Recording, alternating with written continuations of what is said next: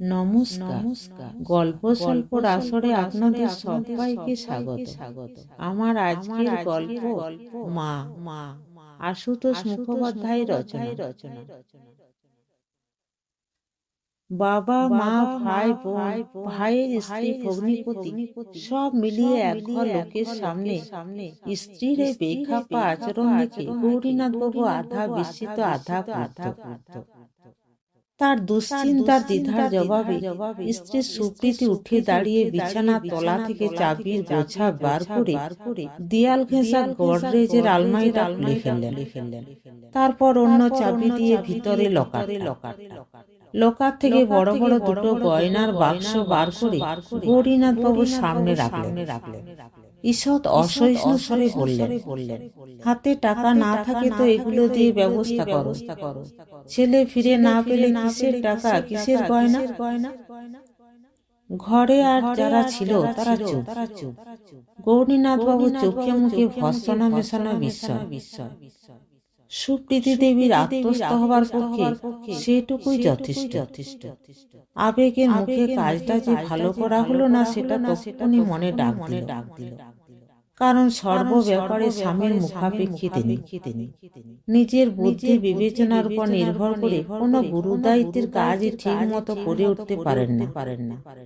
গলার সুর নরম করে তখনই ভুলটা শুধরে নিতে চেষ্টা করে বললেন, সর্বদা অত টাকা কারি বা হাতে থাকে, কাজ চালিয়ে না পরে না হয় এ ডবল বানিয়ে দেবে। কথাটা উঠেছিল ছেলের বিশেষ একটা দৈব আনুকূল্য লাভের প্রবল সম্ভাবনার প্রসঙ্গে। 12 বছরের একমাত্র ছেলে দুরারোগ্য ব্যাধি কবলিত, এখন একেবারে উত্থান শক্তিরহিত পঙ্গু। ভবিষ্যতের অবধারিত চিত্র আরো ভয়াবহ অন্ধকার। পৃথিবীর সমস্ত চিকিৎসকই ব্যর্থ। তারপর ভারতের বহু তীর্থে বহু দৈব প্রচেষ্টা, যাগযজ্ঞ, ক্রিয়াকলাপ আর দামি দামি স্টোন ধারণের ফাঁক দিয়েও কত হাজার টাকা জলের মতো বেরিয়ে গেছে হিসেব নেই। এখন শুধু হতাশা আর হতাশা। এই সময় এক মহা সাধকের নাম প্রায় কানে আসতে লাগলো তাদের। কলকাতা দোকানে দোকানে তার ছবি দেখা যেতে লাগলো। আর বহু নামকরা কাগজেও ভগবান সদৃশ ওই মহাযোগীর এমন সব করুণালীলার কাহিনী প্রচার লাভ করল যে পড়লে শুভ্র আবেগে চোখে জল আসে। গৌরীনাথ বাবু খুব একটা বিশ্বাস করেন, কিন্তু মন দুর্বল। স্ত্রীর মন ততোধিক দুর্বল। ফলে ওই করুণাময় সম্পর্কে দেশি আর বিদেশি লেখকের বই সংগ্রহ করে দুজনেই পড়তে লাগলেন। সেই সব বাস্তব অভিজ্ঞতার কাহিনী এবং তত্ত্ব বিশ্লেষণ অভিভূত হবার মতোই বটে। এছাড়া বহু শুভার্থীজন তাদের পরামর্শ দিলেন, একবার কপাল ঠুকে চলে যান ছেলেকে নিয়ে। যদি দর্শন মেলে আর দয়া মেলে তাহলে অলৌকিক কিছু হতেও পারে। এমনিতে তার কোনো আশা নেই, কিন্তু চলে যান বললে এই ছেলে নিয়ে বেরিয়ে পড়া যায় না। অলৌকিক বিভূতি সম্পন্ন ওই মহাতপা যেখানে থাকেন, ছেলের বর্তমান অবস্থা সেদিকে পা বাড়ানোটা দুর্গম যাত্রার সামিল। বইয়ে সে পথের বিবরণ শুনে সুপ্রীতি দেবী পর্যন্ত দমে যান। ফলে মনে মনে প্রায় অলৌকিক গোছের একটা আশা নিয়ে বসেছিলেন তিনি। খোঁজ খবর করে এই কলকাতায়ও ওই দেবমানবের অনেক গণ্যমান্য ভক্তের সন্ধান পেয়েছেন। তাদের সঙ্গে যোগাযোগ করেছেন। শুনেছেন বাবাকে একবার তারা এই কলকাতায় নিয়ে আসতে চেষ্টা করছেন। তবে এও শুনেছেন বাবার ইচ্ছে না হলে শত চেষ্টা তো তা হবে না। গৌরীনাথ বাবু স্ত্রীকে আশ্বাস দিয়েছেন, ইচ্ছে হবেই একদিন। ভক্ত টানলে ভগবানেরও টনক নড়ে। স্বামীর উপর আর তার কথার উপর স্ত্রীটির অগাধ আস্থা। কিন্তু আরো প্রায় 1.5 বছর কেটে যেতে তিনি অসহিষ্ণু হয়ে উঠলেন। ছেলের অবস্থা ধীর কিন্তু অবধারিত গতিতে সংকটের দিকে গড়াচ্ছে। এমন দিনে একটা সংবাদ শুনে সুপ্রীতি দেবী আশায় আনন্দে কণ্টকিত। ঐশ্বরিক ক্ষমতার ওই মহাযোগী দিল্লিতে আসছেন। সেখানকার ভক্তরা তার সম্মতি পেয়ে বিপুল আয়োজন করেছেন। পাকা খবর, দিন তারিখ পর্যন্ত নির্দিষ্ট। কলকাতার বহু ভক্ত দিল্লির দিকে ছুটেছেন। দিল্লি, সুপ্রীতি দেবীর মনে হলো দিল্লি একেবারে হাতের মুঠোয়। এরোপ্লেনে 2 ঘন্টার পর পা ফেলার পর আর কোনো ঝামেলা নেই। সেখানে দেওরের বাড়ি, দেওরের গাড়ি। ঠাকুর মুখ তুলে না চাইলে এমন সুযোগ আসে। শোনার পর মন দুর্বল গৌরীনাথ বাবুরও, কিন্তু তাকে 7-5 ভেবে দেখতে হবে। অন্ধ অবাস্তব আশার পেছনে ছুটে এ যাবৎ বহু হাজার টাকা খরচ হয়ে গেছে, কম করে 50-60 হাজার। তার উপর একটা চেষ্টা বিফল হবার পর সে কি হতাশা, বিশেষ করে স্ত্রীর ভেঙে পড়া দাখিল একেবারে। অতএব সব দিক ভেবে দেখারই আলোচনায় বসা হয়েছিল সকলে মিলে। কিন্তু দ্বিধার প্রথম পর্যায়ে সোজা মুখের দিকে তাকিয়ে স্ত্রী জিজ্ঞাসা করে বসলেন, আসল কথা, বাবার সঙ্গে দেখা হলে আর তার করুণা পেলে ছেলে ভালো হয়ে যাবে, এ তুমি বিশ্বাস করো কি করো না? গৌরীনাথবাবুর বিব্রত মুখ, বইপত্র যা পড়েছেন মনে প্রাণে বিশ্বাস করতেই মন চায়। দ্বিধান্বিত জবাব দিলেন, করুণা পাবো এমন ভরসা কোথায়? স্ত্রীর প্রত্যয়ে জবাব দিলেন, দেখা পেলে করুণাও পাব, সেভাবে দেখা মিলবে তারও কোনো নিশ্চয়তা নেই। সুপ্রীতি আধা বিস্মিত আধা বিরক্ত, কি যে বলো ঠিক নেই। দিল্লির মতো জায়গায় তুমি নিজে চেষ্টা করলে দেখা হবে না, এ আবার একটা কথা নাকি? তাছাড়া এখান থেকে চেনা জানা ভক্ত যারা আছেন তারাও সাহায্য করবেন, তারও দরকার হবে না, তুমি চেষ্টা করলেই হবে। মনে মনে বিরক্ত একটু গৌরীনাথবাবু। স্ত্রীর ধারণা তার স্বামী নামী লেখক আর কাগজের বড় চাকুরে, অতএব দুনিয়ার সমস্ত দরজায় তার কাছে খোলা। বললেন, হ্যাঁ, আমি দিল্লি লাট সাহেব একেবারে। যাক, এরপর খরচের দিকটাও চিন্তা করার আছে। ওই ছেলেকে নিয়ে যেতে হলে তুমি আমি ছাড়াও আরও একজন লোক অন্তত দরকার। এরোপ্লেনে 4 জনের যাতায়াত ছাড়া অন্য খরচা আছে, কম করে 4,000 টাকা লাগবে। জবাবে চির সহিষ্ণু আর চির মুখাপেক্ষী স্ত্রীর ওই কাণ্ড। সকলের সামনে আলমারি থেকে গয়নার বাক্স বার করে ওই উক্তি। বিস্ময় কাটতে দু চোখে নীরব ভর্ৎসনাটুকু আরও স্পষ্ট হয়ে উঠল। পরে স্ত্রী নরম সুরে জবাবদিহিতেও কাজ হলো না তেমন, কিন্তু বাইরের আচরণে বরাবর সংযত মানুষ গৌরীনাথবাবু। মৃদু গম্ভীর স্বরে আদেশ দিলেন, ও দুটো জায়গা মতো রাখো। উঠলেন, খোলা আলমারি থেকে চেক বই বার করলেন, পকেট থেকে কলম টেনে নিয়ে সামনে ছোট টেবিলটায় বসলেন। খসখস করে 4,000 টাকা চেক লিখে নাম সই করে চেকটা ছিঁড়ে ছোট ভাইয়ের হাতে দিলেন। কাল ফার্স্ট আওয়ারে 4,000 টাকা তুলে এয়ারে 4 জনের সিট বুক করবি। টিকিট থাক বা না থাক, আমার সেই অ্যাডমিনিস্ট্রেটিভ অফিসার বন্ধুর কাছে গেলে সে ব্যবস্থা করে দেবে। টিকিট হাতে পেলে দিল্লিতে দীপুকে একটা আর্জেন্ট টেলিগ্রাম করে দিবি। তারপর ছেলে আর তোর বৌদিকে নিয়ে সন্ধ্যার ফ্লাইটে তুই আর দিবা দিল্লি যাবি। সাত যখন হয়েছে টাকার জন্য আটকাবে না। সুপ্রীতি দেবী শুকনো মুখ, বারে, তুমি না গেলে কি করে হবে? আমার কথাবার্তা যখন পছন্দ হচ্ছে না, নিজেই চেষ্টা করে দেখো। গম্ভীর মুখে ঘর ছেড়ে ছেলের কাছে চলে গেলেন গৌরীনাথবাবু। ছেলে বারান্দায় হুইল চেয়ারে বসে। রাতে মানভঞ্জনের পালা। রাগত মুখে সুপ্রীতি দেবী বললেন, নিজের উপর ভরসা করে কবে আমি কোন কাজ করি বা কোন কথা বলি তুমি জানো না? বলতে না বলতে চোখে জল। একমাত্র এই বস্তুটিকে গৌরীনাথবাবু মনে মনে ভয় করেন।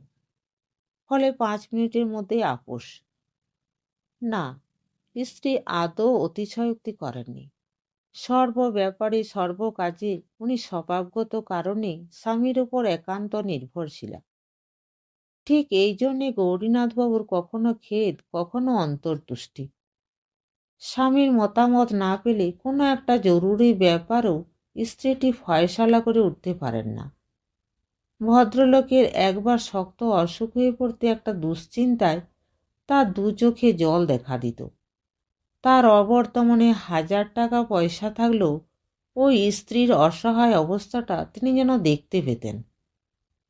পরে কত সময় ধমকেছেন, একে একে নিজে সব দেখে শুনে বুঝে নাও, কখন কি দরকার হয়, ঠিক আছে? কিন্তু তার তাগিদে দেখে শুনে বুঝে নিতে গিয়ে স্ত্রীর হিমশিম অবস্থা। শেষে গৌরীনাথবাবু নিজে হাল ছেড়ে তাকে অব্যাহতি দিয়েছেন। ছেলে, স্ত্রী আর একটি ভাই নিয়ে গৌরীনাথবাবু দিল্লি উড়ে এসেছেন। কিন্তু তারপরেই যেন হাবুডুবু অবস্থা সকলের। মহাযোগী বাবাকে নিয়ে দিল্লিতে এক এলাহি ব্যাপার। বিরাট পার্কে তাঁবু ফেলে সাজিয়ে গুছিয়ে 50,000-এর মতো জনসমাবেশের ব্যবস্থা। কিন্তু আরও 20-30,000-এরও বেশি ব্যবস্থা হলেও যথেষ্ট নয়। লোকই লোকারণ্য। সমস্ত দিল্লিবাসী বোধ হয় ওই এক পথে ভেঙে পড়েছে। দেশ বিদেশ থেকে কত রোগী এসেছে ঠিক নেই। বাবার অবস্থানে 2 মাইলের মধ্যে মোটর গাড়ি পার করার পর্যন্ত জায়গা মেলে না। প্যান্ডেলে সকাল সন্ধ্যার কীর্তনের আসরে বাবা 1 ঘন্টা 1.5 ঘন্টার জন্য আসেন। ঘুরে ঘুরে সকলের উদ্দেশ্যে আশীর্বাদ করেন হাত তুলে। ওই বিভোর তন্ময় মূর্তি দেখলেই মনে হয় এই জগতের কেউ নন। রোগীদের মতো ঘোরাঘুরি করেন। হঠাৎ হঠাৎ কাউকে বিভূতিও দেন, কারো মাথায় হাত রেখে আশীর্বাদ করেন। কিন্তু গড় হিসাবে সেরকম ভাগ্য 200-র মধ্যে একজনেরও হয় কিনা সন্দেহ। বহু ক্লেশে গৌরীনাথবাবু দুবেলায় সপরিবারে বাবার দর্শন পাচ্ছেন। কিন্তু বিচ্ছিন্নভাবে তার সঙ্গে যোগাযোগ করা বা কৃপা লাভ করা দুরাশায় বোধ হয়। অথচ এই মুহূর্তে গৌরীনাথবাবুর বদ্ধ বিশ্বাস, কৃপা পেলে উদ্দেশ্য সফল হবেই, অলৌকিক উপায়ে ছেলে ভালো হবেই। কিন্তু সে একান্ত সন্নিধানে কি করে যাবেন? পার্ক সংলগ্ন যে বিশাল প্রাসাদে তিনি অবস্থান করছেন তার চতুর্দিকেও জনসমুদ্র। দুর্ভেদ্য পুলিশ প্রহরায় আর ভলেন্টিয়ারদের তৎপরতায় বাড়ির গেটের 20 গজের মধ্যেও কারো যাবার উপায় নেই। অবশ্য বিশেষ ব্যবস্থা করে অনেকেই ভিতরে যাচ্ছেন, বাবার অনুগ্রহ পাচ্ছেন। কিন্তু সেই বিশেষ ব্যবস্থা গৌরীনাথবাবুর অন্তত করায়ত্ত নয়। কলকাতার ভক্তদের সঙ্গেও দেখা হয়েছে, কিন্তু অবস্থা এমন যে তারাই নিজেরাই বাবার ধারে কাছে যেতে পারছেন না। এখানে কে কাকে চেনে? নিরুপায় সুপ্রীতি দেবী রাতে চোখের জলে বালিশ ভেজান আর প্রার্থনা করেন, বাবা তুমি ব্যবস্থা করো, পথ দেখাও। বাবা দিল্লিতে অবস্থান করবেন 7 দিন। তার মধ্যে 4-4টে দিন চলে গেছে। গৌরীনাথবাবু মরিয়া হয়ে উঠেছেন। তাদের কাগজের এখানকার শাখা অফিসের মারফত সকল চেষ্টা ব্যর্থ হতে চলেছে। এরই মধ্যে হঠাৎ আশার আলো এক টুকরো। অপ্রত্যাশিত যোগাযোগ একজনের সঙ্গে। অবাঙালি, প্রভাব প্রতিপত্তিশালী মন্ত্রী ছিলেন একসময় রাজধানীর। অধ্যাত্মবিদ হিসেবে সুপরিচিত তিনি। বহু শাস্ত্রজ্ঞ পণ্ডিত এবং সাধু সন্তদের সঙ্গে হৃদয়ে যোগদার। তিনি রাজধানীতেই আছেন এবং গৌরীনাথবাবুর কাছে তিনি একেবারে দুর্লভ নন। ছেলে আর স্ত্রীকে নিয়ে তার কাছে ধর্ণা দিয়ে পড়লেন গৌরীনাথবাবু। খবর পেয়েছেন বাবার সঙ্গে ভদ্রলোকের এই দিনে বিকেলে সাক্ষাতের ব্যবস্থা হয়ে আছে। ছেলেকে দেখে সহৃদয় ভদ্রলোকটির মন বিচলিত হলো। বললেন, আচ্ছা, বিকেল ঠিক 4টের সময় ছেলেকে সঙ্গে করে আমার সঙ্গেই চলো। আমি বাবাকে ধরে পড়ব, আশা করি ব্যবস্থা হবে। কৃতজ্ঞতায় গৌরীনাথবাবু নির্বাক ক্ষণিক। এমন আশ্বাসের কথা দিল্লিতে এসে প্রথম শুনলেন। ফেরার পথে স্ত্রী 2 চোখও ছলছল। মাঝে মাঝে স্বামীর দিকে তাকাচ্ছেন। নীরব উচ্ছ্বাসের একটাই অর্থ যেন। তুমি চেষ্টা করলে হবে না এমন কিছু আছে নাকি? ঘড়ি ধরার সময়ে প্রাক্তন মন্ত্রীর সঙ্গে সেই স্পিত প্রাসাদের কাছাকাছি উপস্থিত হলেন সকলেই। ভিড় তখন অপেক্ষাকৃত কম হলেও গাড়ি এগোবার উপায় নেই। খানিকটা তফাতেই নামতে হলো। পিছনের ক্যারিয়ার থেকে তাড়াতাড়ি ফোল্ডিং হুইল চেয়ার বার করে ছেলেকে বসালেন। স্ত্রীও তৎপর হতে সাহায্য করলেন তাকে। তারপর এগিয়ে চললেন। সামনে দুজন ভদ্রলোকের সঙ্গে প্রাক্তন মন্ত্রী। পিছনে হুইল চেয়ার ঠেলে নিয়ে চলেছেন গৌরীনাথবাবু, পাশে স্ত্রী। ওদের দুজনেরই দুরু দুরু বক্ষ। সামনের ভিড়ের অবরোধ সহজেই দুভাগ হয়ে গেল। এ সময়ে বাবার সঙ্গে দেখা করতে কে আসছেন ব্যবস্থাপকরা সকলেই জানে। এবারে সামনে গেট। গেটের ওধারে সারি সারি ভলেন্টিয়ার মোতায়েন। ছাড়পত্র না পেলে তারা একজনকেও ঢুকতে দেবে না। গেটের ওধারে লম্বা রাস্তার শেষে বাড়ি। সেখানেও বেশ জনাকতক ভাগ্যবান আর ভাগ্যবতীর সমাবেশ। ছাড়পত্র পেয়ে তারা কেউ বাড়ির মধ্যে ঢুকছে, কেউ বা ঢোকার অপেক্ষায় দাঁড়িয়ে আছে। একজন ব্যবস্থাপক ভলেন্টিয়ারদের কানে কানে কি বলতে বদ্ধ গেট একটুখানি খুলে প্রাক্তন মন্ত্রীকে ভিতরে ঢুকিয়ে নেওয়া হলো। গৌরীনাথবাবু বা স্ত্রী বা হুইল চেয়ারে আসীন ছেলে ছাড়পত্র নেই। গেট আবার বন্ধ হয়ে গেল। গেটের ওদিক থেকে সদাশয় প্রাক্তন মন্ত্রীটি গলা খাটো করে গৌরীনাথবাবুকে বললেন, এখানে অপেক্ষা করো, আমি দেখি কি করতে পারি। আবার অধীর প্রতীক্ষা। ভলেন্টিয়াররা নিছক দয়া করেই বোধ হয় তাদের তফাতে হটিয়ে দিল না, কিংবা হয়তো বুঝে নিল এরাও ফেলনা লোক নয়। মিনিট 10 মধ্যে একজন ভলেন্টিয়ার ভিতর থেকে ছুটে এলো। গেটের সামনে এসে হুইল চেয়ারে বসা ছেলেকে দেখিয়ে বলল, একে ভিতরে নিয়ে আসুন জলদি। হুইল চেয়ার নিয়ে বদ্ধ গেট ঠেলেই তারা ভিতরে ঢোকার জন্য ব্যস্ত হয়ে উঠলেন। কিন্তু সঙ্গে সঙ্গে বাধা আবার। ও নো নো, অনলি ওয়ান। ছুটে আসা ভলেন্টিয়ারের ব্যস্ত সমস্ত নির্দেশ, রোগীর সঙ্গে আপনাদের যে কোনো একজন আসুন, দুজন আসার নিয়ম নেই। গৌরীনাথবাবু বিমূঢ় কয়েক মুহূর্তের জন্য। গেট আধখানা খোলা হয়েছে। জোর করে দুর্বলতা ঝেড়ে ফেলে হুইল চেয়ার ঠেলে ভিতরে ঢুকতে গেলেন। কিন্তু পরক্ষণে কাঁধের কাছে বেশ জোরে একটা ঠেলা খেয়ে প্রায় নিজের অগোচরে একটু সরে গেলেন। তাজ্জব বিস্ময়ে দেখলেন স্ত্রী তাকে ঠেলে হুইল চেয়ারে দখল নিয়ে বলছেন, সরো সরো, তুমি পারবে না, আমি যাচ্ছি। বাধা দেবারও অবকাশ পেলেন না গৌরীনাথবাবু। ছেলে সহ হুইল চেয়ার ঠেলে স্ত্রী গেটের ভিতরে ঢুকে পড়েছেন।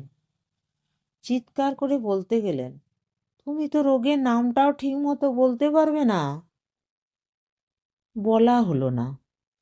হতভম্ব বিস্ময়ে দু চোখ বড় বড় করে চেয়ে রইলেন তিনি। হুইল চেয়ার ঠেলে স্ত্রী তরতর করে যেন এক লক্ষ্য কেন্দ্রের দিকে এগিয়ে চলেছেন। স্ত্রীর এমন আত্মস্থ সমাহিত অথচ তৎপর মূর্তি আর বুঝি দেখেননি। নিষ্পলক চেয়েই আছেন গৌরীনাথবাবু, আর সমস্ত সত্তা দিয়ে অনুভব করছেন ঠিক এই মুহূর্তে বাপের তুলনায় ছেলের মায়ের সঙ্গে যাওয়াটার কত তফাৎ। রাত আর দিনের মতোই তফাৎ। নমস্কার। গল্পটি ভালো লেগে থাকলে চ্যানেলটিকে লাইক, শেয়ার এবং সাবস্ক্রাইব করতে ভুলবেন না। আর আপনার মূল্যবান মতামত অবশ্যই লিখে জানাবেন। আপনাদের সহযোগিতা ও ভালোবাসা আমার খুবই দরকার।